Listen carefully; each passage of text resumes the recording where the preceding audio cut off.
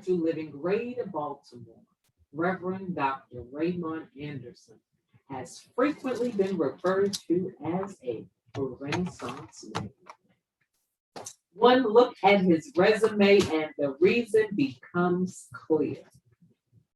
As a lifelong learner with a passion for self-development, personal transformation, transmutation, and self-awakening, he lives his bliss as a teacher, mentor, speaker, minister, and so much more. His mission is to live, move, and be an active, which is an acronym, authentic, compassionate, transparent, inspired, vibrant, and empowered member of society who serves to educate, elucidate, emancipate, awaken, and empower people and communities. I really wish everyone could see what he was just doing, because adding to that is silly. Reverend Ray? Well, you did compare me to, so when Rainey was doing her pre-service meditation, the kitty cat made a sound and almost made Ashlee laugh. And we said, children and animals, unpredictable. Children. And you said, children unpredictable. So. Yes, ta-ta. Ta-ta. May I leave now? Yes, ma'am. Unless you want me to. No, I'm good. Okay. I'm good. Okay, fine. I'm good. Okay, fine. Okay, fine. Blessings and greetings, CSL Greater Baltimore community. Today we are diving into this idea that's already been set with Ranica, and as I just did in the spiritual practice, connection. Seek first the kingdom, the kinship and the communion of God, and all things shall be added unto you. An important part of our spiritual evolution is the by us stage, which has its limitations. When we free our minds of our by us bias, we move into the through us stage of our spiritual development.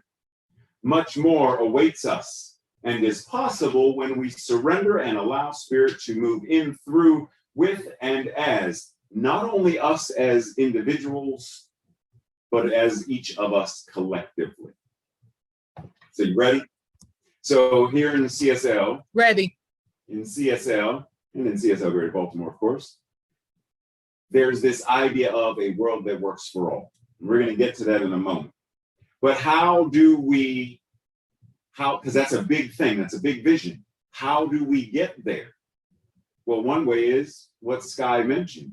We shift our focus and learn to play, learn to be connected, learn to enjoy, and shift the focus from that which we fear.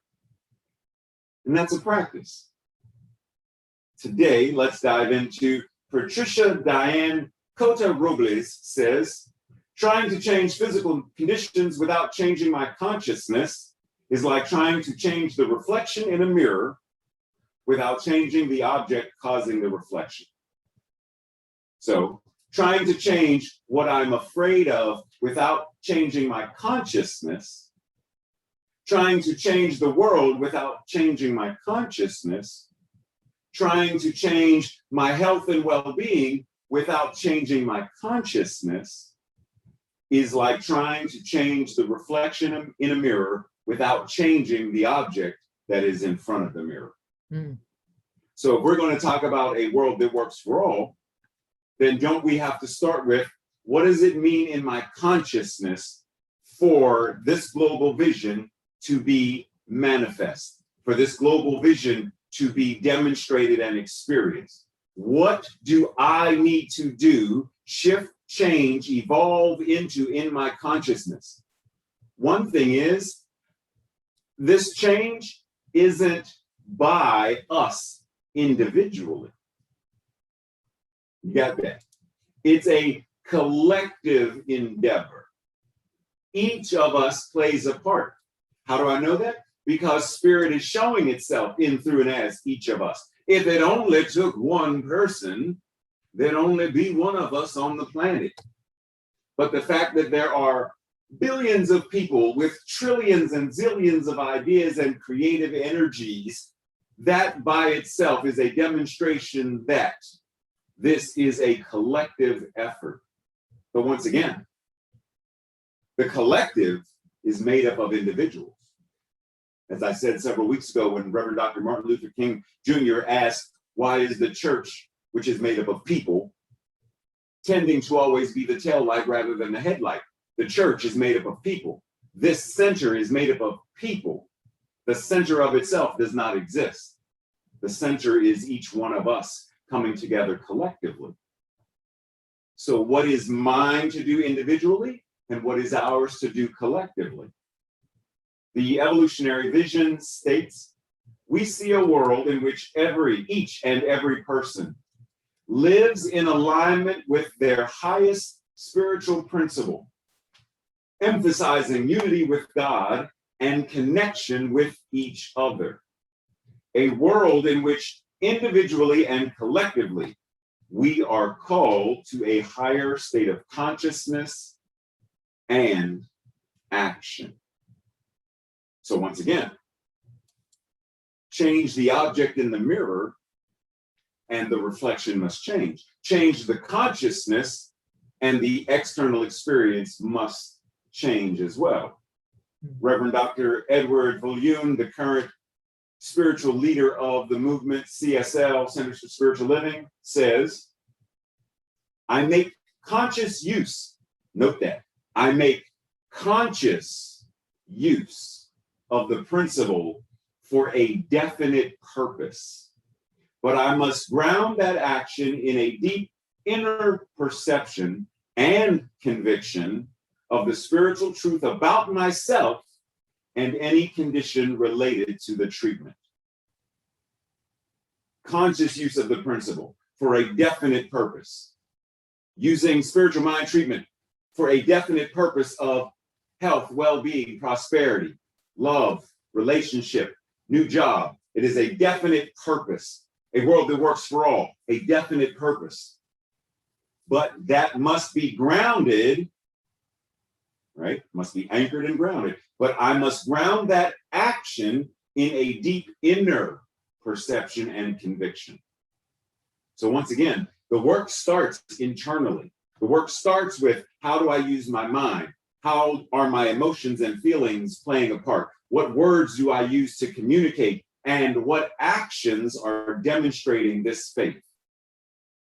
Because without that, then whatever the condition is, it remains. The condition doesn't change. So I have to know the truth about myself and the truth about that which I am treating, and then act accordingly. Now, we got this thing called bias, where we tend to judge and criticize. We tend to, and there are a variety of ways that we tend to demonstrate this thing called bias. And there's conscious bias, where we know that we're judging and criticizing. And then there is unconscious bias, where we're not aware. It's like that saying, and I don't know if it's a poem or I don't know what you call it, but it's, there are things that I don't know that I don't know. And there are things that I know that I don't know. And there are things that I know that I know. And there are things that I know that I don't know that I knew when I knew that I didn't know. Or something like that. You get my drift.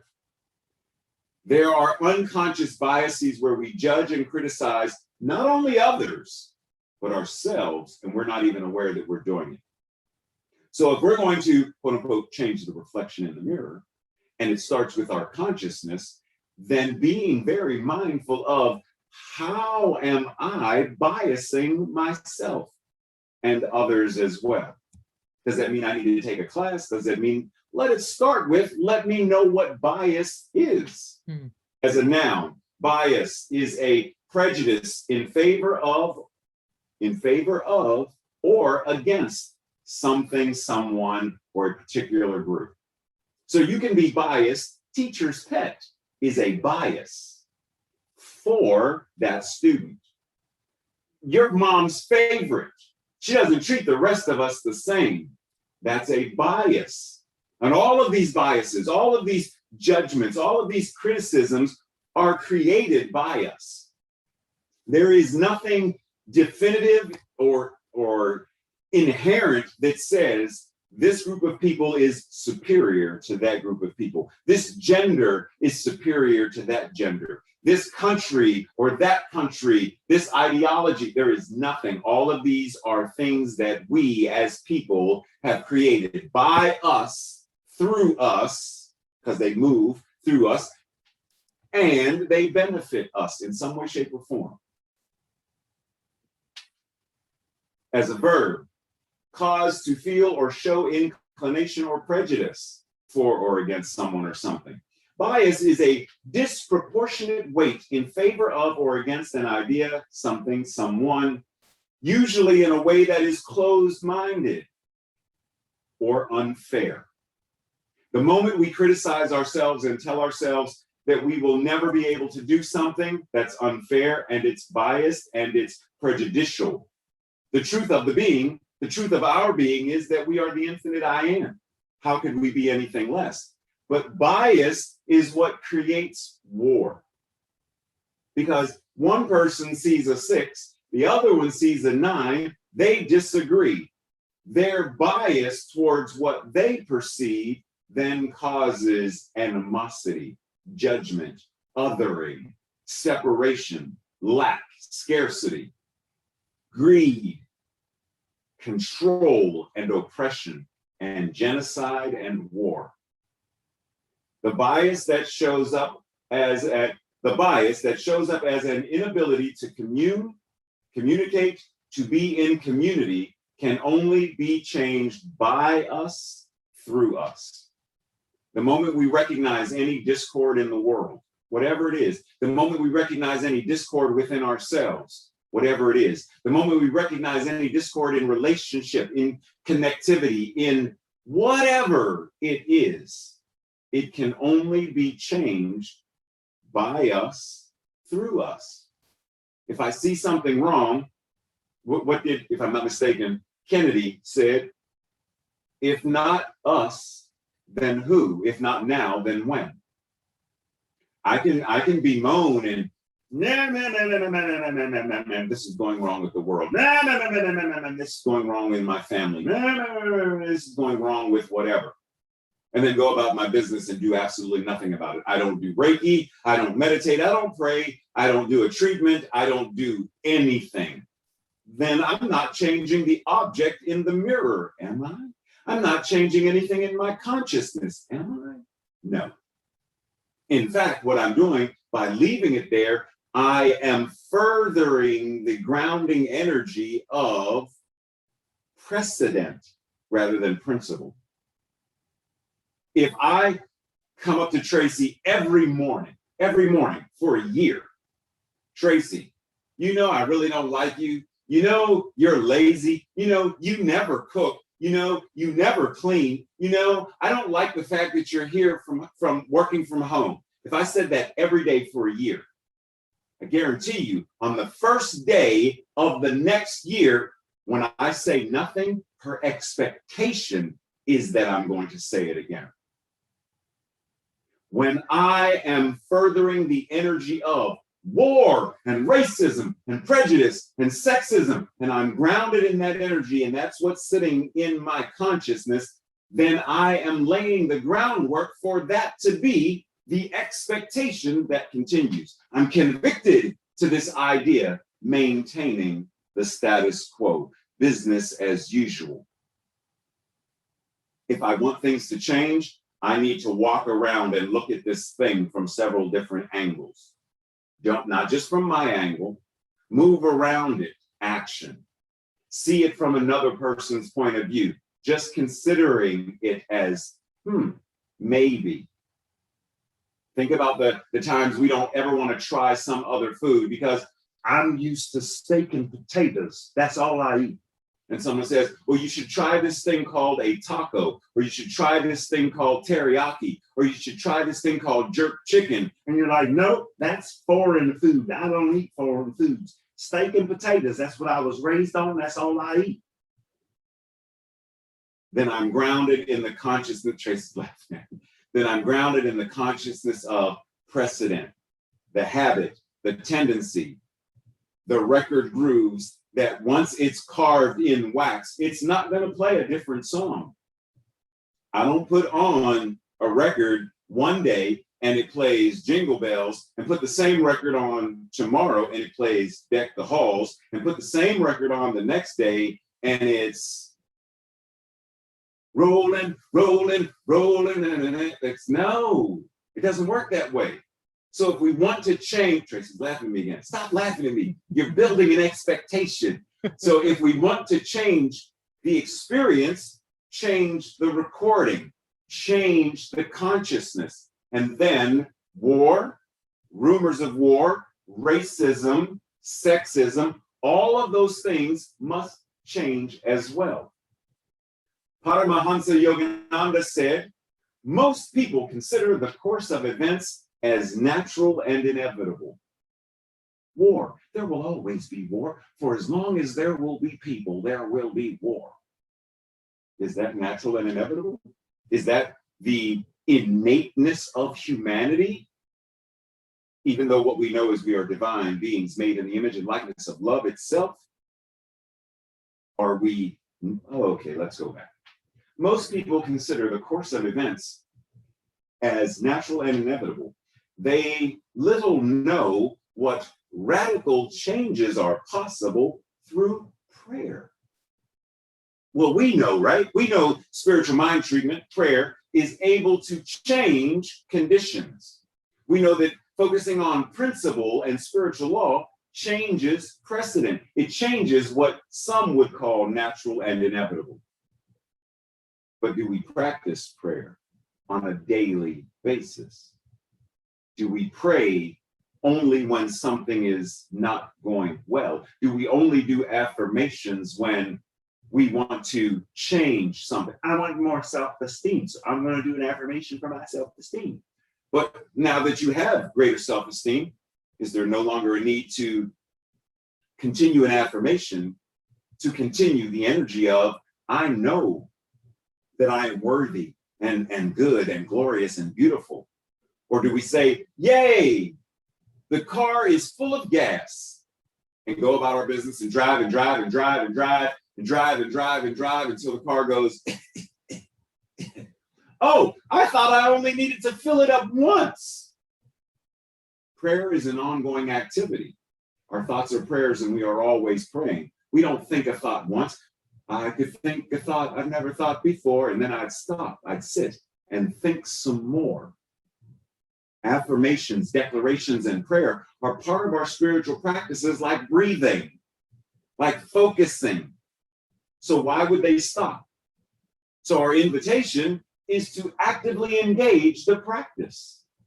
Science of Mind says, the recognition of the presence of God, or good, automatically wipes out any picture, anything that is in that mirror, automatically wipes out any picture of undesirable conditions.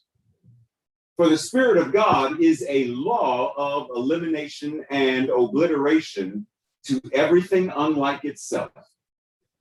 When we engage this principle, this spiritual law, anything that is not love, health, well-being must fade back into the no-thingness from whence it arose. We surrender that image. We surrender that old consciousness, those old paradigms, and we allow what we know as the presence of God to stand as the truth, the whole truth, and nothing but the truth. But are we willing to do that work? Are we willing to be convicted of that? Diversity and inclusion, a world that works for all. But I don't like my neighbors. And I don't like that guy over there who has that Donald Trump flag waving every morning when I go outside to get the mail. I don't like him. Oh, and that guy that's on the news, I don't like him either. And all those people who talk about that, I don't like them either. And matter of fact, when this happens, I really don't like them either. Matter of fact, did you know that all men are dogs? Did you know that women, did you know that gay people, did you know that any of those biases, implicit or explicit, keep us separate and keep us from building community, from nurturing family, and from supporting our ohana. In whatever way, shape, or form, community, family, and ohana show up, because those three words are synonymous. Your beloved community can be your spiritual family, if you so choose for it to be. Your ohana, which is a Hawaiian word for the people who are of your tribe, your soul family, those who chosen family, spiritual family, and biological family, if that is the case. Some people I have very clear and healthy boundaries. I cannot be with my biological family. So I have created an ohana, a family of choice. But are we willing to build, to nurture, and to support that? Because it takes work, it takes conviction, and it takes practice. It doesn't just happen. Just because we have CSL Greater Baltimore doesn't automatically make us a community. It doesn't make us family. It doesn't make us an ohana. It is our active engagement in the practice that makes it so. Simply saying the words, but I know that I'm God. I am the I am. Saying the words and believing the words are two different things. Saying the words, believing the words, and letting those words faith you, move you into action, live through you, completely different consciousness, completely different paradigms, completely different ways of showing up. What are we invited to do? Also, from the science of mind. The highest realization we can have is a recognition of the omnipresence of spirit. This will set greater possibilities into motion and will automatically provide a better concept of life. When we recognize that spirit is omnipresence itself, and it must be where we are right now. It's where we are right now, and wherever we go, it's always there. And the moment we recognize that, then greater possibilities and potentialities come before us, move up through us, show up in our mind's eye. And then automatically we have a different vision and concept of a better, more effective way of living. But what is a better concept of life, Reverend Ray? What does that even mean, a better concept of life? Well, in John 10:10, Yeshua said, the thief comes only to steal and kill and destroy. Well, what is the thief? The thief is that consciousness or paradigm of bias, that consciousness or paradigm of littling and belittling ourselves, of judging and condemning, of keeping the record playing of, well, it's always been, it's always going to be. What was, it still is, and it's always going to be. Oppression, war and rumors of war, sickness, illness, and disease. You're never going to get rid of. That's the thief. The thief is the lie about ourselves, the lie about each other, the lie about God. So the thief comes only to steal and to kill and destroy. I, consciousness, I, the Christ consciousness, I, the infinite I am, came that you may have life and have it abundantly.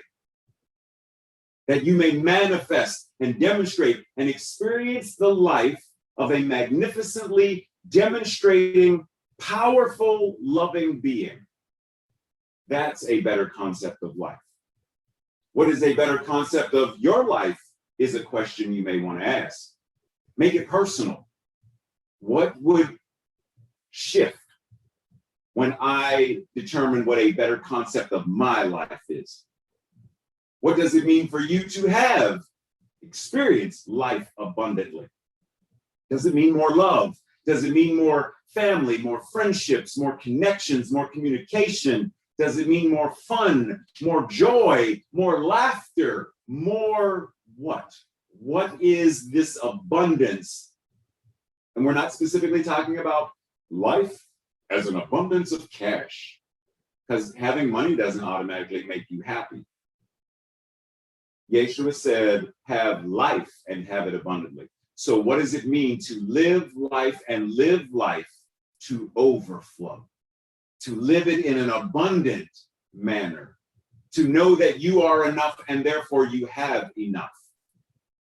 What are the actions that you are engaged in to create this abundant life, both individually and collectively? What action is there? There has to be an action. We're always acting in some manner, some way, shape, or form, based upon what we believe. Do we believe in a better concept of life? Do we believe in living life abundantly? If so, then our actions will demonstrate that. And if not, then our actions will demonstrate what we truly do believe and have faith in. Seek ye first the kingdom, going back to where we started. Seek ye first the kingdom, kinship, communion of God, and all things shall be added unto you.